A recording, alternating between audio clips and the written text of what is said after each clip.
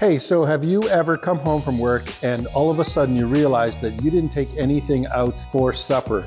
And all of a sudden your kids are complaining like, Dad, I'm hungry, or Mom, I'm hungry. You can make a couple of decisions at that point. You can run over to McDonald's, you can go over to a superstore or pick up food right away. Well, there was a meal that God had created for the Israelites about 3,500 years ago, and it was a very urgent meal as well. It was a meal that He wanted them to take very little time preparing, because there was something that was urgent that was about to happen. And so when they did this, they would butcher their calf right away, and they would roast the whole thing, hooves included. They didn't even have time to let the bread rise because God was going to rescue them. And so 1,500 years later, Jesus says, this is actually about me. He relates the unleavened bread to His body that will be broken for us. And so now when we celebrate this as Christians, you often see something like this. You often see these elements that we take and we celebrate this thing because Jesus commanded us to do this. It was an expression, a representation, a celebration of the sacrifice that Jesus would make for us. So when we do that together,